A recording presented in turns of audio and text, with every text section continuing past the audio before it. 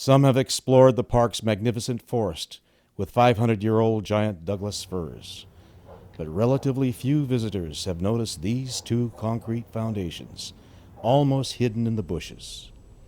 They mark the location of the former Seward Park Torii, a welcome Japanese gate, a gift of friendship between cultures that stood for 50 years, greeting visitors and making the transition between the urban and natural worlds. 2011 marked the centennial of the park. Friends of Seward Park and other neighborhood groups met to discuss a celebration. We needed a symbol of the park to advertise the centennial, and it seemed natural to use the Torii. Those of us who grew up with the Torii wondered who had built it in the first place, why had it been in Seward Park, and what had happened to it. As part of the celebration, the friends invited the Cherry Blossom Festival Committee to plant a new Japanese cherry tree in the park. Afterward, the committee members visited the foundations of the old Torii and agreed the park should have a new Torii. And the Seward Park Torii Project was born. In 1911, 2 years after the exposition, city leaders conceived the Golden Potlatch Festival to entice visitors to Seattle. The potlatch was interrupted by World War I, but was revived in 1934 with a renewed emphasis on Seattle and international trade. Our initial search for who had built the Torii began at the Seattle Municipal Archives downtown. We found a 1935 photo of the Torii in Seward Park. We also discovered that the Torii had originally appeared in the 1934 Potlatch Festival. It was donated to the city as a gesture of goodwill by the Japanese community. It was then placed in Seward Park after the festival, and you can still see the concrete foundations today. I was sure that someone had to have taken a photo of the Torii at the 1934 Potlatch Festival, so I repeatedly checked the archives. One day at the University of Washington Special Collections, there was a home movie collection donated from the Cushy family. I looked through the finding aid. There it was, Potlatch Festival 1934. So I said, the Torii's got to be there. So I put the film through, and there it was sitting in the middle of the University Street. If you look carefully, you can see a sign that says Seattle, America's Gateway to the Orient. In looking through the University Special Collections, I found records from the Seattle Japanese Chamber of Commerce. In their 1934 file was a receipt from the potlatch for the purchase of paint and lumber to be delivered to the Japanese language school. The receipt was signed Kei Ichimitsu. So the greatest discovery came when we looked through the records again. Misfiled in a folder labeled 1939, we found the original 1934 sketch of the Torii, signed A.K. Arai. The drawings depict a red Torii. It was to be painted with a mix of vermilion and oxide red, except for the top lintel, which was black. At last, we knew who designed and who built the Torii. We were curious to know more about them and decided to search for family members who might shed more light on Kei Ichimitsu and A.K. Arai. Kichisaburo Ishimitsu was in the carpentry business in Rainier Valley for many decades. He was the lead carpenter for the Torii, and apparently built the Torii at the Japanese language school. Kichio Allen Arai, or A.K. Arai, was the first Asian American architect from Seattle. He was educated at Harvard, but returned to Seattle just in time for the Great Depression, making it difficult to find work except within the Japanese American community. My name is Jerry Arai, and I'm the son of Ellen Kichio Arai, who was the designer of the Torii Gate at Seward Park. And I was an architect like my father, but my father had such a hard time in his life that he didn't want me to become an architect, I think. I wasn't born when he did the job, so all I remember is we used to always go there to show relatives or friends the Torii Gate because my father did the Torii Gate, and he did, he only would mention that he did the gate. That's about all he said. A lot of his work he never talked about. He just said he did. I found out he did a shrine for a religious church. I think it was a Buddhist church, but I've never seen it. But he kind of did things just because he wanted to do it. He was also a member when he was I think he was just in graduating from college. He joined an organization that's pretty prominent in the Japanese community. It's a JCL, Japanese American Citizen League. They're all over the country. But they started, one of the first groups started in Seattle, and he was a member of that group, but he didn't stay there. I don't think he was very political, so he didn't stay in that group that long, but he was part of that group. So he was very community oriented. Arai was paid only $2 for his sketch of the Torii.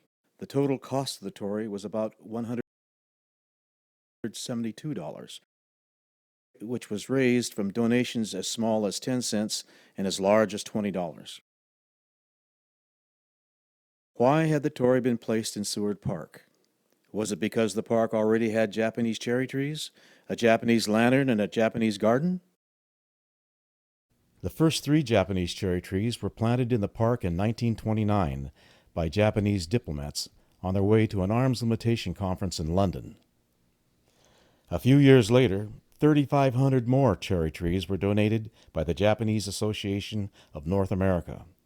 These were planted in Seward Park and around the city.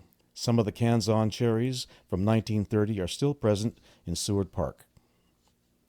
In 1931, the city of Yokohama presented Seattle with an 8-ton Taikugata stone lantern in gratitude for our city's help after the Great Kanto earthquake.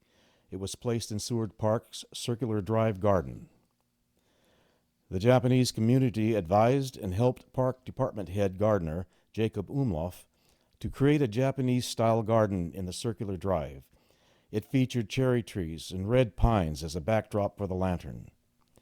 During the dedication, Japanese Consul Uchiyama noted that the Mount Rainier reminded him of Mount Fuji. The Torii soon became a neighborhood icon, and for many decades was a backdrop for the Rainier Valley's powwow held in Seward Park. The powwow began in 1934 and, for 50 years, was a local celebration, first held in conjunction with the Potlatch Festival and later Sea Fair. Neighbors enjoyed music, races, pie eating contests, and other family-friendly events. Throughout World War II, the Torii survived unscathed, even as the families who had given the Torii to Seattle were being interned in Minidoka. The Torii stood as a reminder of the goodwill and friendship of the Japanese-American community. My dad's name was Toshio Morishima, and he used to take us down to Seward Park quite a bit when I was young. And we would look at the stone lanterns, and we saw the Torii in the middle of the park. And when I looked at him, he would kind of have tears in his eyes because he was reminiscing about the Torii gate that he remembered in his ancestral home close by at the Miyajima Islands. And when we went back there one year, I remember that when we were on the ferry crossing the waterway to Miyajima Island, there was this red Torii gate standing, and it looked like it was actually floating in the water, but it was actually anchored below, but we couldn't see that. But it kind of reminded me of the Statue of Liberty, because it was kind of like it was a greeting to us, welcoming us to the island like it did to New York City and the Miyajima Islands. And then it was kind of felt like as you turn back that it was saying farewell to us and come back again soon. Time eventually took its toll on the Torii. As early as 1948, decay was noted. In 1954, plans were drawn to reconstruct the Torii, noting that there was a squirrel nest in one of the central columns. but the plans were never carried out. Friends of Seattle's Olmsted Parks about the Torii project.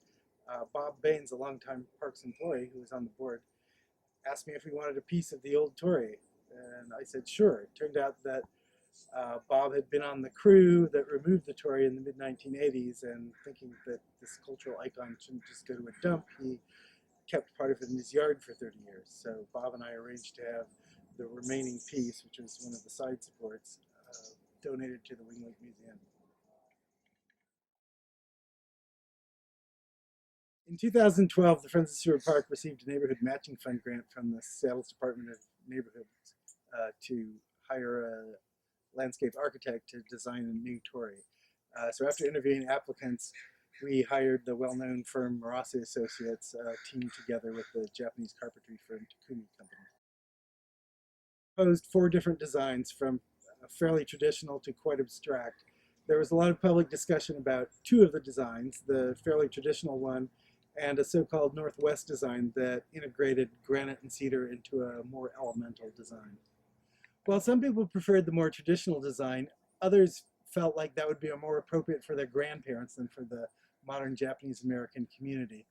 The Northwest design was also perceived to better fit in with the wilderness character of the park and with the surrounding multi-ethnic community. I'm one of the, I guess, at-large members of the Friends of Seward Park, and I got interested in the Torii project because I actually never got to see the original one.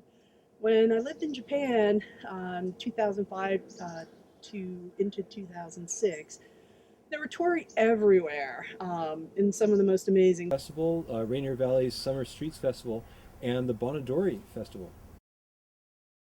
To help engage children, we made a build-your-own Torii kit, which some adults find to be fun to put together as well. And every April, I lead walks that show people the cherries and the lanterns and the site of the old Torii. Along the way, I talk about how the planting of 3 cherry trees in 1929 by Japanese diplomats on their way to an arms limitation treaty led to all the other Japanese gifts in the park, including the Torii. Each year on the evening of August 6th, people gather to float paper lanterns on Green Lake. Since the original Seward Park Torii was given as a symbol of friendship and goodwill between the cultures, it was modeled after the so-called floating Torii of Miyajima near Hiroshima. We thought it would be appropriate to make a lantern with a real floating Torii. So I'm supporting the rebuilding of the Torii because it reminds me of my early childhood days in Seattle, and my dad and my grandparents, and we used to take joyrides on Sunday afternoons after church, and my dad would call it Suwado Park because he couldn't say ours, and his pronunciation is very Japanese still, just right after the war. But those were great times because it was carefree. I was only 4 or 5 years old, not a worry in the world. But as I grew older, I sort of let it die by the wayside like any adolescent, teenager, even high school student, college student. It just went by the wayside, and I just totally forgot about it. Seward Park is here, yeah, and it's named after a great senator who got us Alaska. But as I got even older, I sort of got involved in preservation. And so when I heard the name Olmsted, I tried to find out more about that person because he did so much for Seattle parks. And so that sort of got me back into Seward Park because Seward Park is part of one of his projects. And so I noticed that the Torii was missing, the one that I really loved, the redwood, ties to Japan, being right after the war when I remember it most. However, I found that the cherry blossom trees were diseased and were dying off. So Japan sent, I don't know how many thousands of cherry trees to replenish what we had. And even in the quad at the UW, they were replenished. And we were trying to save the trees. And in the meantime, trying to save the trees, somehow I noticed that the Torii was gone. And I just was so sad. And then being involved with this Seattle Cherry Blossom and Japanese Cultural Festival, I learned that there was a project through Seattle Parks to try to rebuild the Torii. And so I said, oh, I have to get on this because to me it's very personal. I have fond memories because my dad took lots of pictures when we were kids, my older brother and I, my grandparents, and my mom.